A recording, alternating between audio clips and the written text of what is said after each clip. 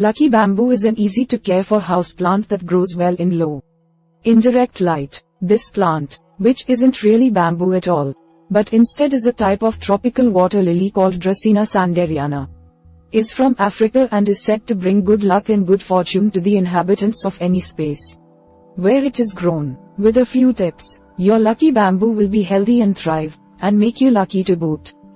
So, we are going to watch about the how to grow lucky bamboo. Method 1. Setting up and choosing your plant. First is look for a plant with bright green leaves. If the leaves or stems are yellow or brown, this means that the plant is unhealthy. The plant has likely been shipped from China or Taiwan, so it's been through quite a trek. Professional growers take the stalks and braid and curl them into intricate designs. Larger, more intricate designs result in some lucky bamboo plants costing hundreds and hundreds of dollars. A plant kept in a pot can grow up to 3 feet, 9 meters high. If it's grown in soil outside, it may reach a height of up to 5 feet. 1. Step 2. Decide if you want to grow it hydroponically or with soil. It's probably easiest and a little cleaner to grow in water and stones, though it can also grow in soil. Ultimately, it's up to you and will likely be determined by the pot or vase you have available. If you do go the stone route, the container should have enough stones or marbles in the bottom to stabilize it. The lucky bamboo will need at least 1 to 3 inches, 3 to 8 centimeters, of water to thrive. If you want to grow it in soil, well-drained, rich potting soil is best. It needs to stay moist but not soaking at all times. Use organic fertilizer when needed. Salts and high phosphorus concentrations in synthetic fertilizer can cause deterioration. Also, you can be sure your soil drains well by simply adding some small rocks to the bottom of the pot. Step 3. Use the right container. Put the lucky bamboo in a tall glass vase or ceramic container, no shallow bowls, or leave it in the container it comes in. A clear container is great if you just want to grow the plant hydroponically with some decorative stones. Use a regular terracotta pot if you want to grow it in soil. Keep in mind that the plant needs to be stabilized at its peak height. Your container should be at least 1 foot, 30 centimeters in height. Using soil, fill the pot up most of the way with your rich soil and make sure it can drain well.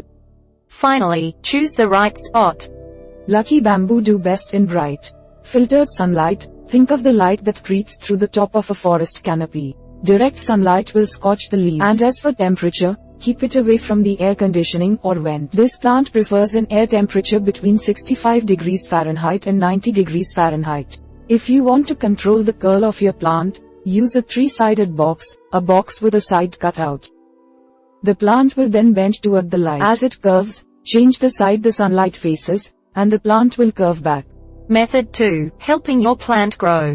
First is place the lucky bamboo in a warm spot where it will get indirect light. Keep an eye on how much light the plant gets. If anything, too little light is better than too much. While you're gone, turn the air off, too. It'll be nicer for the plant if it's a little warmer. As the seasons change, you may want to move the plant. Take it away from any windows if you're unsure. It'll still get plenty of light in the center of a room. Step 2. Change the water every week if you're growing it hydroponically. And as for what water to use, this plant is very sensitive to chemicals like fluoride and chlorine. Only use tap water if it's been sitting out for 24 hours, so the chemicals can evaporate. Otherwise, bottled water is best. Once the plant has grown roots, the roots must be kept covered with water. Again, 1 to 3 inches is all it takes. Step 3. Water the plant carefully.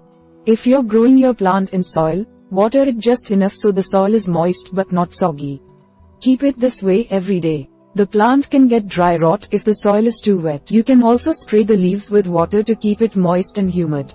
Again, use filtered or bottled water to avoid chemical damage. Encourage more roots by increasing the amount of water in which the plant is growing. More roots mean lusher top foliage. The higher the water is up the stalk, the higher up the roots will grow. Finally, fertilize your plant every month or so. If you're using soil, use organic fertilizer every month or so the plant gets enough nutrients. Again, go organic as synthetic can cause deterioration. If you're growing it hydroponically, use liquid fertilizer in the water. However, keep in mind that lucky bamboo does not need much fertilizer. so make sure that you dilute the fertilizer to 1/10 of its strength. Add it at the same time as you add the rest of the water. It's best to add fertilizer when the water is clean. Method 3. Troubleshooting lucky bamboo. First is prevent tip burn by using filtered or bottled water. Tip burn is when the leaves start to become dry and dead. This often happens when there are chemicals in the water. Setting your tap water out may not be enough. You may need to switch to bottled water to get your plant to look healthy. Once it gets tip burn, it may be hard to get rid of. Even if you do switch water, some chemicals may reside in the plant. You may just have to wait it out as it should go away eventually. Step 2. Trim the plant. Over time, most of these plants become top heavy. Because of this, trimming is very important for it to stay healthy. Don't cut off the main stalk, just the offshoots. Use sterile snippers to do so. Trim them off within an inch or 5 to 5 centimeters, of the base. New shoots will emerge and the plant will be bushier and healthier. Step 3. Pay attention to the color of the leaves. If they're dry and dying, that's a water problem as discussed above. If they're yellowing, that's often a result of too much sunlight or too much fertilizer. If they're brown, try making the area more humid by spraying the plant with water. As for mushy leaves, this plant could be beyond saving. Remove them immediately, change the water, and replant what you have left. Finally, cut the plant if you must. If part of the plant is dying, you may have to cut it off. For example, if you notice that the base of the plant is turning yellow, then this is root rot and the plant will die. You can cut the top of the plant off and replant it, but there is a chance it may not grow. You may also consider cutting the plant if you don't like the shape the plant is taking on. Whatever you do, don't throw away the trimmings. They can be made into a new plant. New shoots will emerge from the bottom, older piece of the plant, and the top section can be potted to grow on its own. If you have a dying plant, get rid of the decaying parts immediately. Take any alive stems or branches and immediately repot them. They may flourish on their own if you take swift action. We hope it is useful to you. Please subscribe to our channel to upskill yourself.